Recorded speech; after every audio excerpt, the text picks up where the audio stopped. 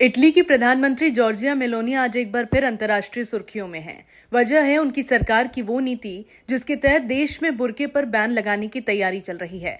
Italy की सत्तारूढ़ brothers of Italy party ने पब्लिक प्लेस पर बुर्का और नकाब पर बैन लगाने के लिए इटली की सत्तारूढ़ ब्रदर्स ऑफ इटली पार्टी ने पब्लिक प्लेस पर बुर्का और नकाब पर बैन लगाने के लिए एक बिल पेश किया। इटली की प्रधानमंत्री जॉर्जिया मेलोनी की पार्टी के सांसदों द्वारा संसद में पेश किया गया ये बिल देश भर में सभी सार्वजनिक स्थानों, स्कूलों, यूनिवर्सिटीज, दुकानों और ऑफिस में चेहरों को ढकने वाले कपड़ों पर प्रतिबंध लगाएगा। एक बार बिल पास होकर कानून बन गया तो इसका उल्लंघन करने के लिए 300 से 3000 यूरो यानी 30,000 रुपए से लेकर 3 लाख रुपए का जुर्माना लगेगा। सरकार का कहना है कि ये फैसला राष्ट्रीय सुरक्षा और सार्वजनिक पहचान की पारदर्शिता के लिए जरूरी है, लेकिन विपक्ष और मानवाधिकार संगठन इसे एक तरह का इस्लामोफोबिक कदम बता रहे हैं, यानी एक ऐसा फैसला जो मुसलमानों के खिलाफ पूर्वाग्रह को और गहरा करता है। मेलोनी सरकार का कहना है कि सार्वजनिक जगहों पर चेहरा ढकना सुरक्षा के लिहाज से खतरा पैदा कर सकता है। सरकार के मुताबिक आधुनिक समाज में हर व्यक्ति की पहचान स्पष्ट होनी चाहिए ताकि कानून व्यवस्था बनाए रखी जा सके। कुछ मंत्री ये भी कह रहे हैं कि बुर्का महिलाओं पर पारंपरिक या धार्मिक दबाव का प्रतीक है, इसीलिए ये कदम महिला स्वतंत्रता की दिशा में उठाया जा रहा है। इस तर्क में कुछ सच्चाई है, क्योंकि फ्रांस, बेल्जियम और ऑस्ट्रिया जैसे यूरोपीय देशों ने भी इसी आधार पर बुर्के पर बैन लगाया था। हालांकि वहां भी यही बहस उठी थी कि क्या सरकार को ये तय करने का अधिकार है कि कोई महिला क्या पहने और क्या नहीं।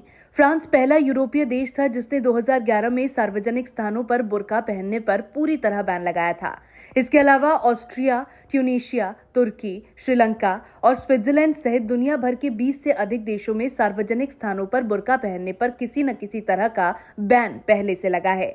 एक और खास बात यह है कि यूरोपीय मानवाधिकार न्यायालय ने लगातार इन प्रतिबंधों को बरकरार रखा है। 2017 में उसने बुर्के और पूरे चेहरे के घूंघट पर बेल्जियम में लगाए गए बैन को बरकरार रखा था। तब इस न्यायालय ने फैसला सुनाया था कि किसी देश की सरकार समाज में एक साथ रहने के विचार की रक्षा के लिए ऐसे कपड़ों पर बैन लगा सकती है। इटली के विपक्षी दलों का कहना है कि मेलोनी सरकार सुरक्षा के नाम पर भेदभाव की राजनीति कर रही है। उनके मुताबिक ये कानून सीधे तौर पर मुस्लिम महिलाओं को निशाना बनाता है और ये देश में धार्मिक असहिष्णुता को बढ़ावा देगा। वामपंथी और उदारवादी पार्टियां इसे धार्मिक स्वतंत्रता पर हमला बता रही हैं। इटली के कई मानवाधिकार संगठनों ने भी चेतावनी दी है कि इससे समाज में मुस्लिम समुदाय के खिलाफ नफरत और हिंसा बढ़ सकती है। सोशल मीडिया पर भी ये मुद्दा गर्म है। #स्टॉप इस्लामोफोबिया और #बुर्का बैन डिबेट जैसे हैशटैग यूरोप के कई देशों में ट्रेंड कर रहे हैं। मेलोनी सरकार दक्षिणपंथी विचारधारा पर आधारित है। उनकी पार्टी ब्रदर्स ऑफ इटली लंबे समय से राष्ट्रीय पहचान और पारंपरिक मूल्यों की बात करती रही है। ऐसे में बुर्के पर बैन को लेकर उनका रुख उनके समर्थकों को तो पसंद आ सकता है, लेकिन ये कदम मध्यमार्गी और उदार वर्ग को उनसे दूर भी कर सकता है। राजनीतिक विश्लेषकों का कहना है कि ये फैसला मेलोनी के लिए दो धारी तलवार साबित हो सकता है। एक तरफ उन्हें अपने राष्ट्रवादी वोटर्स का समर्थन मिलेगा, वहीं दूसरी तरफ देश की धार्मिक एकता और अंतर्राष्ट्रीय छवि को नुकसान पहुंच सकता है।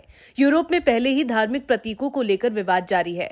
फ्रांस में हिजाब, बेल्जियम में नकाब और अब इटली में बुर्का। हर जगह ये सवाल उठ रहा है कि क्या आधुनिकता के नाम पर धार्मिक स्वतंत्रता की कुर्बानी दी जा रही है। संयुक्त राष्ट्र के मानवाधिकार विशेषज्ञों ने भी कहा है कि किसी भी लोकतांत्रिक देश को धार्मिक अभिव्यक्ति पर रोक लगाने से पहले बहुत सावधानी बरतनी चाहिए, क्योंकि ये कदम सामाजिक असंतुलन को जन्म दे सकता है। कई मुस्लिम देशों ने भी इस प्रस्तावित कानून पर नाराजगी जताई है और इसे इस्लाम विरोधी नीति करार दिया है।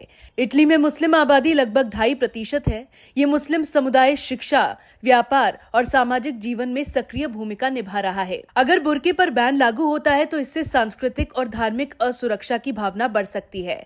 कई मुस्लिम महिलाएं पहले ही कह चुकी हैं कि बुर्का उनका धार्मिक अधिकार है, कोई परंपरागत मजबूरी नहीं।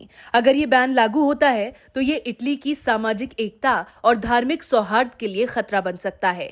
आलोचकों का कहना है कि मेलोनी सरकार ने शायद ये नहीं सोचा कि ये फैसला राजनीतिक रूप से उनके लिए आत्मघाती कदम भी बन सकता है, क्योंकि जहां एक तरफ वो सुरक्षा का हवाला दे रही है, वहीं दूसरी तरफ उनकी सरकार इस्लामोफोबिया की छवि में फंसती जा रही है। अगर विरोध बढ़ता गया तो ये मुद्दा आने वाले महीनों में मेलोनी सरकार की लोकप्रियता और अंतर्राष्ट्रीय साख दोनों को नुकसान पहुंचा सकता है।